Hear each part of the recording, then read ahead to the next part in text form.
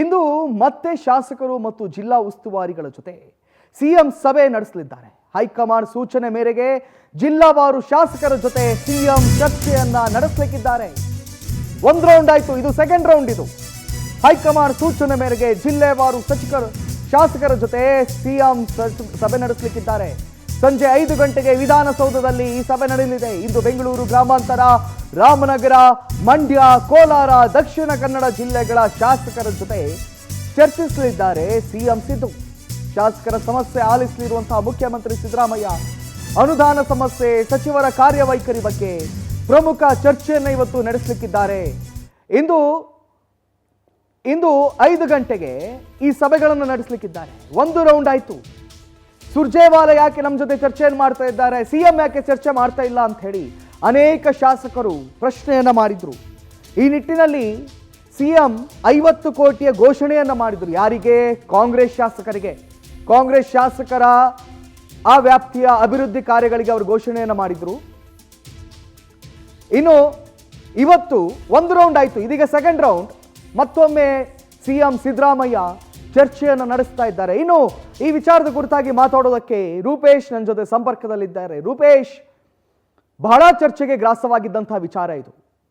ಸುರ್ಜೇವಾಲಾ ಜೊತೆ ಯಾಕೆ ಶಾಸಕರು ಮಾತಾಡ್ತಾ ಇದ್ದಾರೆ, ಸಿಎಂ ಜೊತೆ ಯಾಕೆ ಮಾತಾಡ್ತಾ ಇಲ್ಲ ಅಂತ ಹೇಳಿ ಇದೀಗ ಸಿಎಂ ಮಾತಾಡಿಸ್ತಾ ಇದ್ದಾರೆ. ಎಲ್ಲರನ್ನ ಕೂಡ ಮಾತಾಡಿಸ್ತಾ ಇದ್ದಾರೆ. ಸೆಕೆಂಡ್ ರೌಂಡ್ ಇದು. ಏನೇನು ಅಪ್ಡೇಟ್ಗಳಿವೆ ರೂಪೇಶ್? ಕಾರ್ತಿಕ್, ಇವತ್ತು ಸಿಎಂ ಸಿದ್ದರಾಮಯ್ಯನವರು ಶಾಸಕರು ಮತ್ತೆ ಸಚಿವರುಗಳು, ಉಸ್ತುವಾರಿ ಸಚಿವರುಗಳ ಸಭೆಯನ್ನ ಕರೆದಿದ್ದಾರೆ.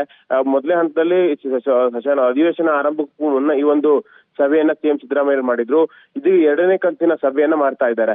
ಇವತ್ತು ಪ್ರಮುಖವಾಗಿ ಬೆಂಗಳೂರು ಗ್ರಾಮಾಂತರ, ರಾಮನಗರ, ಮಂಡ್ಯ, ಕೋಲಾರ ಜಿಲ್ಲೆ, ಯಾಕಂತ ಹೇಳಿದ್ರೆ ಎಲ್ಲವೂ ಕೂಡ ಸಾಕಷ್ಟು ಹೈ ವೋಲ್ಟೇಜ್ ಜಿಲ್ಲೆಗಳು. ಯಾಕಂತ ಹೇಳಿದ್ರೆ ರಾಮನಗರ ಶಾಸಕರಾಗಿರ್ತಕ್ಕಂಥ ಇಕ್ಬಾಲ್ ಹುಸೇನ್ ಇರ್ಬೋದು, ಮಾಗಡಿ ಬಾಲಕೃಷ್ಣಗಳಿರ್ಬೋದು, ಅದೇ ರೀತಿಯಾಗಿ ಡಿ ಕೆ ಶಿವಕುಮಾರ್ ಅವರ ತವರು ಕ್ಷೇತ್ರ ಇದು ಕೂಡ. ಯಾಕಂತ ಹೇಳಿದ್ರೆ ಇಷ್ಟು ದಿನ ಈ ಸಭೆಗೆ ಡಿ ಕೆ ಶಿವಕುಮಾರ್ ಬಂದಿಲ್ಲ, ಇವತ್ತು ಡಿ ಕೆ ಶಿವಕುಮಾರ್ ಅವರು ಕೂಡ ಈ ಸಭೆಯಲ್ಲಿ ಇರ್ತಾರೆ. ಹೀಗಾಗಿ ಮತ್ತಷ್ಟು ಕುತೂಹಲ ಮೂಡಿಸ್ತಕ್ಕಂಥದ್ದು. ಯಾಕಂತ ಹೇಳಿದ್ರೆ ಸಿಎಂ ಸಿದ್ದರಾಮಯ್ಯನವರು ಯಾವ ರೀತಿ ಸೂಚನೆಗಳನ್ನು ಕೊಡಬಹುದು, ಯಾಕಂದ್ರೆ ಪದೇ ಪದೇ ಶಾಸಕರು ಎಲ್ಲ ಸಿಎಂ ಬದಲಾವಣೆ ಬಗ್ಗೆ ಮಾತಾಡ್ತಿರ್ತಾರೆ. ಅದೇ ರೀತಿಯಾಗಿ ಬೇರೆ ಬೇರೆ ವಿಚಾರದ ಅನುದಾನ ಸಿಗ್ತಾ ಇಲ್ಲ, ಈ ರೀತಿಯ ಚರ್ಚೆಗಳು ಮಾಡ್ತಾ ಇರ್ತಾರೆ.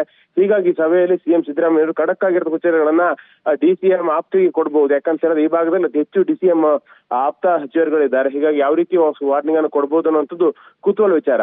ಅದೇ ರೀತಿಯಾಗಿ ಅನುದಾನ, ಯಾಕಂತ ಹೇಳಿದ್ರೆ ಈಗ ಅನುದಾನ 50 ಕೋಟಿ ಅನುದಾನ ಕೊಡಬೇಕು ಅಂತ ನಿರ್ಧಾರ ಮಾಡಲಾಗಿದೆ. 50 ಕೋಟಿ ಅನುದಾನದಲ್ಲಿ ಏನೇನ್ ಮಾಡಬೇಕು, ಯಾವ ರೀತಿ ಎಲ್ಲಾ ವಿಚಾರ ಸಂಬಂಧಪಟ್ಟಂತೆ ಸಿಎಂ ಅವರು ಚರ್ಚೆ ಮಾಡ್ತಾರೆ. ಅದೇ ರೀತಿಯಾಗಿ ಗೊಂದಲ ಗೂಡಾಗಿರ್ತಕ್ಕಂಥ ಕೋಲಾರ ಜಿಲ್ಲೆಯ ಶಾಸಕರ ಜೊತೆ ಕೂಡ ಸಭೆಯನ್ನು ಮಾಡ್ತಾರೆ. ಈ ಕೋಲಾರ ಜಿಲ್ಲೆಯಲ್ಲೂ ಕೂಡ ಒಂದಿಷ್ಟು ಅಸಮಾಧಾನಗಳಿದೆ.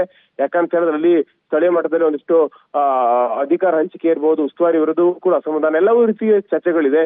ಹೀಗಾಗಿ ಸಿಎಂ ಸಿದ್ದರಾಮಯ್ಯನವರು ಯಾವ ರೀತಿಯಾಗಿ ಸಮಸ್ಯೆಯನ್ನು ಬಗೆಹರಿಸ್ತಾರೆ, ಅದು ಕೂಡ ಡಿ ಕೆ ಶಿವಕುಮಾರ್ ಅವರ ತವರು ಜಿಲ್ಲೆ, ಅದೇ ರೀತಿ ಕುಮಾರಸ್ವಾಮಿ ಎಂಪಿ ಆಗಿರ್ತಕ್ಕಂಥ ಮಂಡ್ಯ ಜಿಲ್ಲೆಯ ಸಂಬಂಧಪಟ್ಟಂತೆ ಕೂಡ ಸಭೆಯನ್ನ ಮಾಡ್ತಾರೆ. ಹೀಗಾಗಿ ಇಲ್ಲಿ ದೊಡ್ಡ ಮಟ್ಟ ಕುತೂಹಲ ಇರತಕ್ಕಂಥ ಇವತ್ತಿನ ಸಭೆ Karthik. Yes, thank you Rupesh ತಮ್ಮೆಲ್ಲ ಮಾಹಿತಿಗಳಿಗಾಗಿ.